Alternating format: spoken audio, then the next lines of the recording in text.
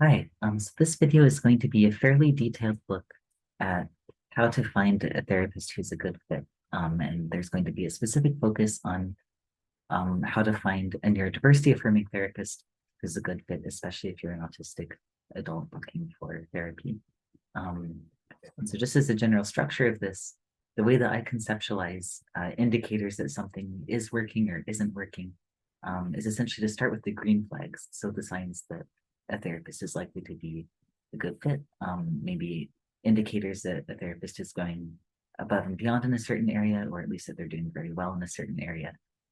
So the first part is going to be those green flags, and those are really going to be quite focused on neurodiversity and autism specifically. And then the next section is going to be what I would call red flags and also crimson flags. And that's a more general section. So that section is more focused on how we can identify if a therapeutic relationship likely is not working, or at least has some concerns that needs to be addressed. And the reason that I partitioned that between red and crimson flags is because I think that oftentimes the degree of how much something is happening or the degree of a certain boundary becoming blurred might indicate whether it's something that can be addressed and that can potentially be fixed, or something that is a sign that it's probably time to move on to a new therapist. So, for example, with session length, if sessions are varying in length a little bit more than you'd expect, that might be a red flag and a sign that at least that needs to be addressed, or potentially that it might not be a good therapeutic fit. Um, if the sessions are varying substantially in length, for example, if you are regularly going in for a 1 hour session and only getting 20 minutes, I'd say that that's a crimson flag. So for me, a crimson flag is something that, regardless of the context and regardless of what else is going on, it's a really serious sign that something should be looked at. But this is probably a good point to add the disclaimer that despite this video, I am not a therapist. I don't have any special training in mental health. My background is in theoretical physics, so a very different area. This is just a layperson's perspective on these things. And I also wanted to add kind of another disclaimer to that, which is that in a lot of cases, there's a very individual or personalized element to what makes a therapist a good fit or not. So, for example, one person might be really stressed out if their therapist is frequently rescheduling on relatively short notice. And for them, that might be a deal breaker, and they might do much better with a therapist who's a lot more predictable. For another person, maybe a therapist rescheduling frequently is completely fine. Maybe their schedule is more flexible, or they just generally don't mind things being shifted around in their schedule as much. So I think that it can be helpful to look at the overall distribution of flags. Ideally, in a good relationship, you would have a lot of green flags and no red flags, or maybe just one or two red flags that you can address, and no crimson flags. But also, it really comes down to how you feel about the situation, as cheesy as that potentially sounds. If you feel like the therapeutic relationship is working really well and things that could potentially be concerns aren't bothering you, then maybe it's a good relationship. And likewise, if even if there's just one red flag, or if there's no red flags on this list, but you feel like the therapeutic relationship is not going well at all, or something is off about it, then certainly that alone is a reason to look somewhere else or to discuss. So, okay, without further ado, going into the flags. The green flags, I'd say, just starting with the website, if you're searching for a therapist and maybe you haven't even met them yet, you're just going off of what the website says. I think some potential green flags are that the therapist has their areas of specialization, and also that they don't list a really long litany of things that they're specialized in. For example, if someone says that they're specialized in 5 areas, it's very likely that they do have special training in those areas. If someone's listing 100 areas of specialization, that means that they're probably overstating their specialization, because no one can really be fully specialized in an infinite number of areas after all. Another green flag would be an indication either on the website or maybe the person in the consultation that they are seeking continuing education and training. I think that that indicates that the therapist is always open to learning more, and also that they realize that there is a need to learn more, because I think no matter how wonderful a therapist is, there's always going to be room to grow. And so I think that's an indicator of a growth mindset. Um, Given that part of this video is aimed to find neurodiversity affirming therapists in particular, I think it can also be really neat if a therapist has a neurodiversity statement on their website. So not just listing that they use a neurodiversity affirming approach, but also explaining what that approach means to them, how they're going to make their approach collaborative, how they learned about neurodiversity, what resources they're using. For example, a therapist who's interested in neurodiversity and says that they aim to use a neurodiversity affirming approach, but maybe hasn't put that much more thought into the area, is likely going to be having a different level of knowledge and sensitivity on the topic than a therapist who says that they've extensively read research and gone to trainings led by autistic adults, or that they have put a lot of time into the topic in other ways. And as sort of a subsection of that, it can be a green flag if the therapist is neurodivergent themselves. I certainly don't think that someone necessarily has to be neurodivergent to work well with neurodivergent clients in general. But it does bring a level of personal experience and understanding that I don't think any training can fully impart in all of its nuance. So I think the benefit of having a neurodivergent therapist is that there can be that sort of baseline understanding without needing any additional training. Personally, I feel like talking to other neurodivergent people in general, regardless of setting, often is quite comfortable because there can be a relatively shared type of communication, and that can be helpful as well. The only potential drawback that can sometimes happen that isn't a result of neurodivergence itself, but just the way that humans tend to approach relationships in general, is that sometimes we can assume that other people's experiences are like ours. So if a therapist is, for example, neurodivergent themselves or has any other aspect of shared experience with you and assumes that your experience with that is going to be exactly like theirs, that would be less of a green flag. So to be a little bit more concrete, when I was first learning about autism, I'm a very, very punctual person. And I had the assumption that everyone else who's autistic, that being punctual was going to be one of their top priorities. And so over time, I've learned that, well, that can be the case for some autistic people. We have a broad variety of experiences. So just making sure that someone brings that understanding with them, whether they're neurodivergent or neurotypical. I think that seeking feedback, this is probably something that it'd be cool if this shows up on websites. I haven't really seen this listed on websites before. But when you are meeting someone, if you get a sense of how do they approach questions, do they welcome questions, do they welcome feedback or suggestions or request to change an approach? Ideally, if you give feedback, first of all, you should feel like the person is open to receiving it and that is listening and taking it seriously. Ideally, the clinician can explain how they're going to use that feedback. So for example, if you're explaining that you felt hurt by a comment or you felt like they didn't understand when you were explaining part of your experience on a certain topic with them, it might be appropriate for them to say that they're going to do more reading on that topic so they can be better informed next time. Or that if it's something that comes up a couple times, maybe they'll even seek out extra training on the topic or potentially refer you to a different resource or a different clinician. I guess if that's feasible with your insurance arrangement, so that you can have care specialized on that topic with someone who's knowledgeable about it. So essentially someone who's not practicing outside their scope of practice. Ideally, therapists will also be proactive about feedback. So I think it's really a positive sign if someone mentions from the very beginning that you're always welcome to give them feedback, and potentially periodically to even ask you, how did this approach go for you? Was it helpful? What would you like to change? Is there anything about our sessions or approach that you'd like to change? They don't necessarily have to ask you that every time, but some amount of effort to hear your perspective and collaborate with you is certainly very important.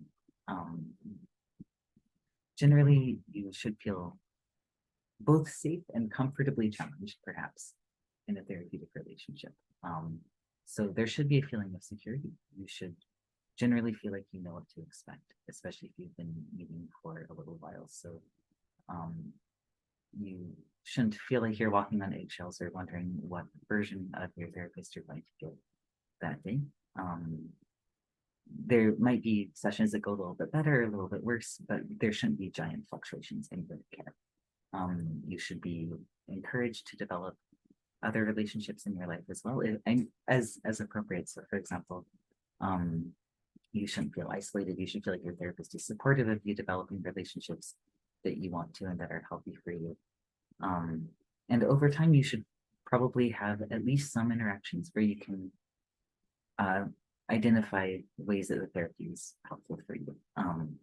That doesn't necessarily mean that finding a good therapist will make everything better, because life is so multifaceted that there can be fluctuations that are independent of how helpful therapy is. But for example, maybe some techniques that the therapist suggested, or some resources, or some discussions prompted a realization or a strategy that you're able to use that you can identify as increasing your understanding of yourself, or increasing your ability to meet your goals in your own life. And I think in general, therapy does often involve a certain amount of being challenged. That's probably very healthy as well, because if your goal is to learn more about yourself, um, for example, you might learn that you are people pleasing a lot, and that being a little bit more assertive could be beneficial for you and for your relationships. But the way that these challenges are approached should be with care and with understanding and understanding. A sliding scale, I think, can be a green flag.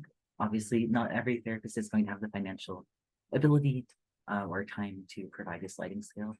But when therapists do provide a sliding scale, that's a sign to me are that they may be dedicated to their care, and um, that can be positive. Um, Another green flag is if a therapist is familiar with autism-focused modalities. So that was probably a little bit of an overstatement. I don't know if there's any specific modalities developed exclusively for autistic adults, but there has been research on how to adapt modalities such as DBT for autistic adults, ways to adapt screenings such as anxiety and depression for autistic adults. There's also a lot of more anecdotal or firsthand stories on how other areas of treatment can be adapted to be more accommodating for autistic adults. And so a provider who seems understanding of this and who has taken the effort to learn about some of these changes can be beneficial. So one question that you could potentially pose to the provider is, how do you adapt your care for autistic adults? And I think an ideal answer would be acknowledging that it's going to depend on the individual, because autistic adults aren't a monolith, but also maybe recognizing some of these broader changes that have been suggested in other resources. So for example, more understanding of differences in interoception or identifying emotions in autistic adults.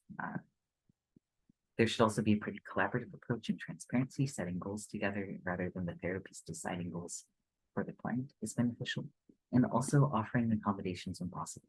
I think if a therapist mentions at the beginning, regardless of whether the client's autistic or not, here are certain accommodations that I'm happy to provide. For example, you can schedule through phone or through email. You can wait in your car instead of in the waiting room, and I can send you a text from my work phone number and you can come in.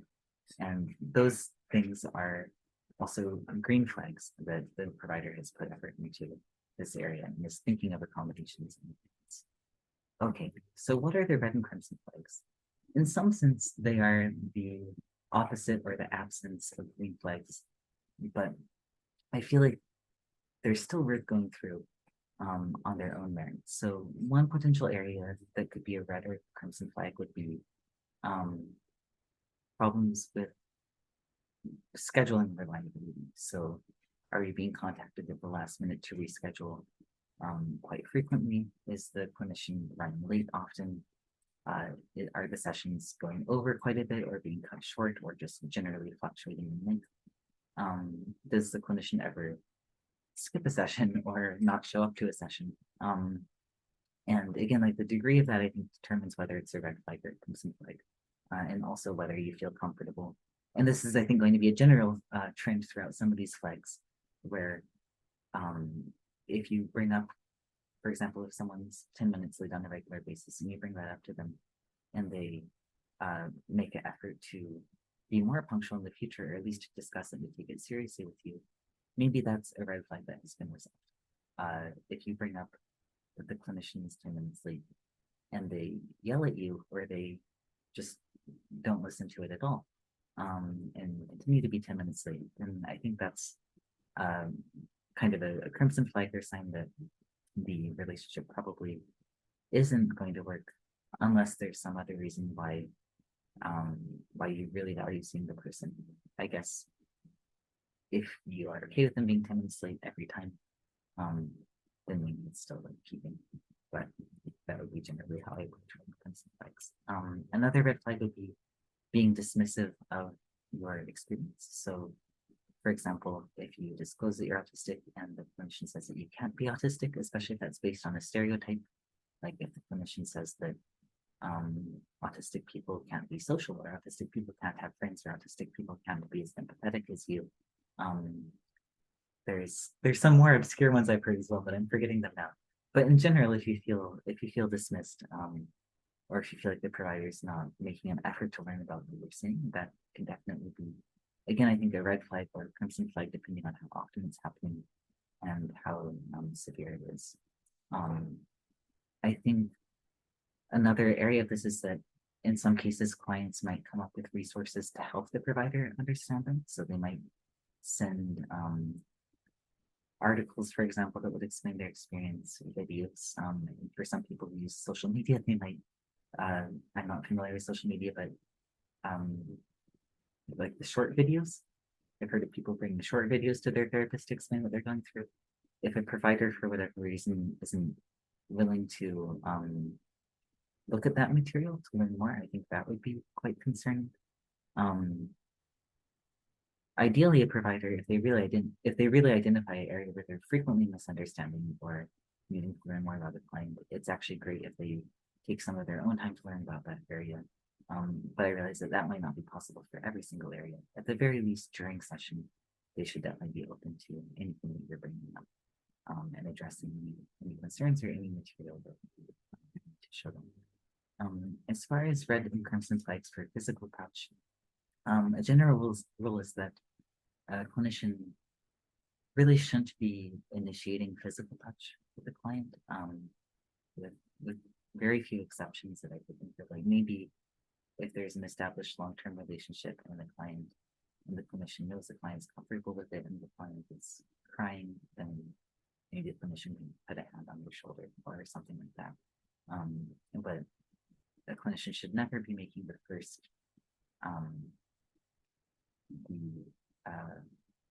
request for any sort of physical touch. And things like hugs, handshakes, hand on the shoulder maybe can be therapeutic. I think if that's something that is regularly a part of therapy, it should probably be discussed. Anything beyond that, or anything that I guess feels like it is uncomfortable, would be a pretty significant red flag. Likewise, any unsolicited comments about the client's appearance, and definitely any overtly sexual or romantic comments could be very concerning signs. I have read of instances where where therapists will also ask clients sexually provocative questions and frame it as therapy. So in general, if you're being asked any very personal details about your romantic sexual life and the therapist does not take indications of discomfort, or insists that you need to answer, or tells you about their own intimate life, that would be a very severe concern. Anything related to secrecy can also be a pretty significant concern. So in general, you should feel like you can talk about your therapy to others if you want to. Um, if your therapist ever tells you to keep the relationship a secret, to not tell people that they're your therapist, or even if they subtly imply or guilt you into not telling people that they're your therapist, that can be definitely a sign that the therapist knows that what they've done has not been okay. So, in general, sometimes therapists who have been crossing boundaries might make the client feel indebted or make the client feel like they've been doing them a favor, and that the client needs to help protect them by keeping that a secret. So secrecy, I think, is pretty much automatically a crimson flag. Dual relationships. So a dual relationship would be if a therapist is maybe seeing you and also seeing your friend, or a therapist who sees you as a client and also interacts with you in some capacity outside of that. Um, so there are an example of a dual relationship that I've heard of is someone who sees a psychiatrist and also attends the same religious organization as her psychiatrist. And in that case, it's the psychiatrist brought it up and asked her if she was comfortable with that arrangement. She was, and so it was addressed and acknowledged, and the relationship, therapeutic relationship, was able to proceed. We do live in a world where there's only so many resources in the community, so it's typically not possible to, or I don't know, typical is the right word, but it may not be possible to avoid all external interactions or all potential dual relationships with a therapist. But when they do exist, they should be addressed, and the therapist should be the one taking the lead in addressing them.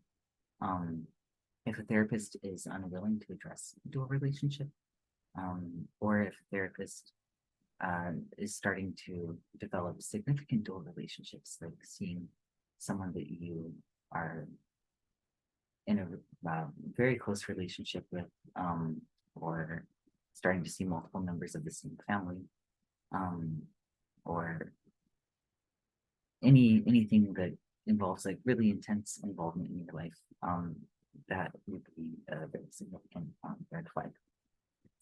Availability is, I think this is one of those flags that really depends on what the client needs, and doesn't necessarily mean that the therapist is good or bad. I think some of these are really morally neutral. They are just indicators of whether something is a good fit or not. So if you are a client who needs very predictable, regular care, a lot of people see their therapist once a week, but that's not necessarily fixed. Some people might need to see a therapist more frequently. If a therapist is not available as often as you need in general, that's probably a sign that either they can maybe help you find supplemental resources in the meantime, or they could help refer you to someone who does have the availability that you need. Self-disclosure, I think, is a very interesting topic because my understanding tentatively is that traditionally therapists were meant to be sort of blank slates, and it is the less self-disclosure someone the better. Over time, I think there's been more understanding that sometimes not knowing anything at all about a therapist can be stressful for clients. They might feel like they are talking to a wall, or it might be very difficult to feel safe trusting the clinician with personal details about your life if you know absolutely nothing about their viewpoints on it, absolutely nothing about what they're thinking. So sometimes self-disclosure, or if a therapist tells you about themselves, it can help the client feel more comfortable. It can help the client feel more safe in the relationship and just help it feel like more of a human interaction rather than someone analyzing you at a distance. And I feel like that can sometimes be especially true for autistic people. This is a little bit of a generalization, and I don't have formal research to back this up, but we do often get therapized in general throughout our life. I think autistic people are often viewed with a lot of social scrutiny and social stigma. So having someone who doesn't take a very hierarchical or distant approach can be beneficial. With that said, self-disclosure, I think especially over longer term therapy relationships can sometimes increase to a point where it's not healthy. So if the therapist is sharing significant details about their life, if therapy starts to feel more like catching up between friends, or if the therapist is sharing concerning or concerning details or problems in their life, those can all be definitely concerning indicators. For example, if you're going to therapy, you probably shouldn't feel like you have to primarily worry about your therapist's well-being or emotional reaction to something. Likewise, if a client shares something about their life and the therapist focuses primarily on how that makes the therapist feel, that is not generally a good sign. There are times where therapists will share what they feel in order to be supportive to the client. So maybe to give a little bit more of a concrete example here, if you tell your therapist something difficult that happened to you and the therapist says that makes them feel empathy for you, or that they can feel that was very difficult, or that they're sorry you had to go through that. Those responses can be supportive to the client in some cases. I'm sure real therapists will probably phrase it better than I do. I'm obviously not a therapist. If a therapist starts making you feel like you need to comfort them in their reaction to something, that's probably almost certainly no longer helpful. For example, if someone starts telling you that you made them feel bad for sharing about your life in your own therapy, that would be an example of I'm sorry, realizing as I'm going through this, I haven't been clearly delineating between red and crimson flags is generally end of degree. The next area would be favors. This is kind of a specific category of a dual relationship. If a therapist is soliciting favors from a client, and certainly if they're pressuring for favors or for work, that would be concerning. So this can, I think, again, range quite a broad spectrum. So if you are, I'm trying to think of an example. If you're an interior design specialist and you comment on something in your therapist's office as decoration, and they ask you for your opinion on what would look best where, it's possible that that would be, something that could be addressed, or that if it just happens once wouldn't necessarily be concerning. Maybe they had a momentary lapse in judgment, or maybe they were intending to show that they value your opinion and they recognize that you have expertise in this area. But if they ask you to come and decorate their office for them, if they start asking you for concrete favors that involve time, energy, or anything that really makes you feel like therapy is suddenly turning into you providing services for them, that would be definitely very concerning. So crimson flag. And even if it's just a small, not just, I don't mean that in a diminishing way, but even an example where a therapist may potentially have asked something with the intention of showing that they value your expertise, like the initial interior design example. If the client says that they'd rather not answer that, the therapist should absolutely respect that. And I would also say that throughout these, if there's ever any pattern that could be a red flag, even if for whatever reason context might make it healthier or potentially even helpful in some very exceptional cases, the therapist should be taking the lead on discussing that with the client and making sure that the client knows it's always okay to come to them with any concerns. Financial abuse, I think everything here would probably be a crimson flag, unless it's like a one-off technical glitch. But if you charge a client for a session that didn't happen, that would certainly be very concerning. If you're cutting a session short and then charging the full length, that would be concerning. Even things that therapists do potentially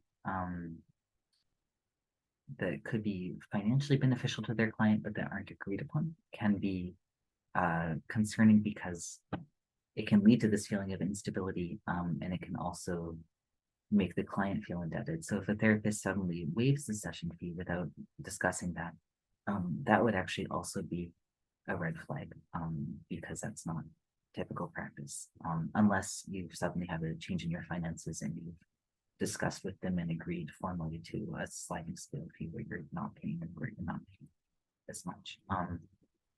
For yeah, things like frustration, I think often getting into emotional responses is a much more nuanced area because um, it's a little bit easier to think of edge cases, to be honest.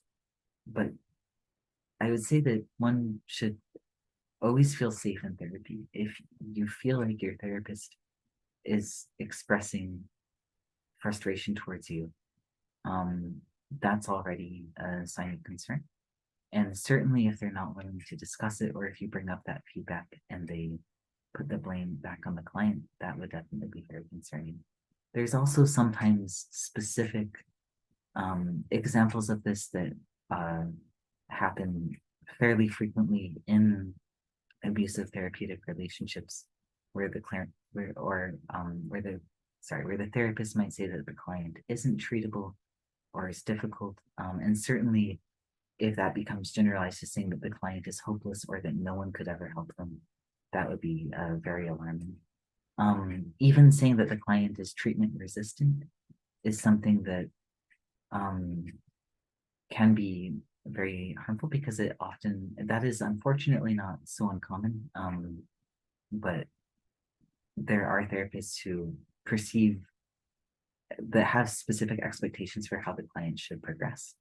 Um, and while there may occasionally be instances where it's okay to gently push a client or to ask them about certain things, I think it's also really important for therapists to realize that clients have reasons behind their behavior. And so if a client is not making the type of change that the therapist is expecting to, there could be a very good reason for that. For example, if a client's not starting to disclose more information about themselves to the therapist, it doesn't necessarily mean that there's anything wrong with the client, that the client's being resistant. It could mean that the therapist needs to be more patient, needs to spend more time building trust with the client. Or maybe that the therapist just has expectations for how much the client's going to share that is not realistic or helpful for that client. Like maybe this client wants some time to sit in quiet and to process during session and wants to talk about things more abstractly rather than your personal situation. Or maybe the client finds like art therapy or another therapeutic modality that's better suited to their individual learning style more helpful. So I think in general, anything that blames the client for not making progress is definitely very risky, and depending on how it's done, could be a really serious sign that the relationship probably should not be continued. Something that sometimes can be correlated with that is if a therapist is pushing a diagnosis that a client isn't comfortable with. I I recognize that part of the specialization of therapists is to be able to diagnose clients, but for the purpose of benefiting their mental health. So if a diagnosis is something that a client clearly is not in agreement with or not finding useful for framing their treatment, the therapist, I think, doesn't need to push the client to agree with that diagnosis in order to continue treatment. And likewise, so again, anecdotally, when I've heard of this happening, it can sometimes happen where a therapist will then kind of try to keep tying the client's traits into a diagnosis throughout therapy. And again, I would say that if the client is not comfortable with that, the diagnosis really shouldn't be brought up. It should not necessarily, going back to the collaborative treatment goals, the treatment goals should really be what the client wants to identify and work on in their life, and not bringing the client to agreement with the specific diagnosis. Are there exceptions to this?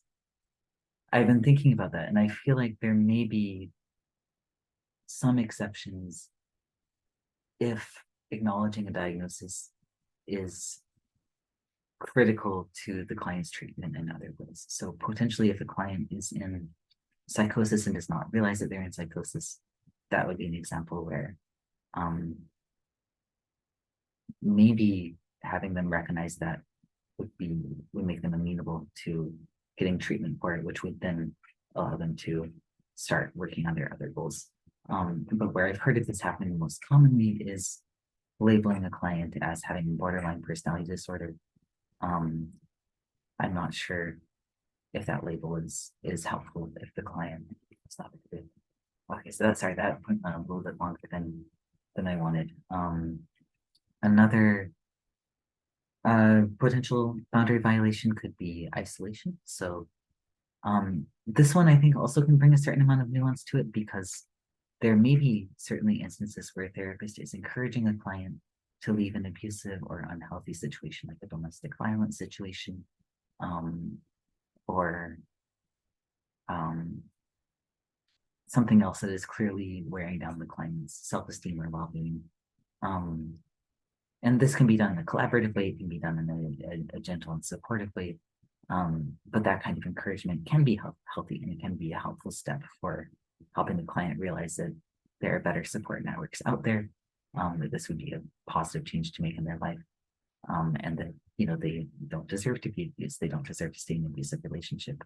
But if you feel like your therapist is encouraging you to cut people out of your life without providing a reason, or to cut out people who you have very positive relationships with out of your life, and certainly if your therapist is encouraging you not to form new relationships, those would all be very concerning. And yeah, if you get the feeling that your therapist does not want you to meet more people or wants you to become isolated, that would all be a sign of concern. Another potential sign of concern would be anything related to sort of overt special declaration of specialness, I guess. That's probably not the technical term for it, but if the therapist is telling the client that they are special, kind of crossing the line from more professional support and compliments into extremely personal compliments, or sort of effusive, positive remarks of affection, or anything that feels very far beyond what would typically be expected from a professional interaction, that can be concerning. Again, it does depend on the degree. I think there may be some instances where a very positive compliment, or telling the client that they mean something to you in a specific way, could be supportive for the client. But the risk of setting up sort of special treatment, and certainly of telling the client that they are your favorite client, or something that makes them feel like they're on a hierarchy, or that they are far outside of what's typically part of a therapy relationship, is that first, they can make the client be afraid of disappointing the therapist and then losing that. And it can likewise make the client feel limited in what they can bring up because of that, or it might make the client feel indebted to the therapist, or potentially make the client become more reliant on their relationship, or start to become confused about whether the relationship is a professional relationship or a personal one. Another potential category of this would be outside contact. So the technical guideline, I think, or technical guideline, what I see on Google is that therapists are only supposed to contact clients for scheduling, and that's it. I would imagine that that could probably be broadened somewhat. I think that if a therapist is sharing therapy resources that were discussed in session, like, hey, I'll send you a link to this resource. Maybe if they know the client well, if they're sending information about an event, like, for example, a neurodiversity event that could be of interest to the client, or potentially if the client is writing to share an accomplishment or a way that they use therapy and the therapist is messaging back a brief message of encouragement or support occasionally. That could all be fine. It could even be supportive. It is tricky because sometimes this flexibility is what allows the therapy to thrive, but sometimes it is what it can introduce confusion or overdependence.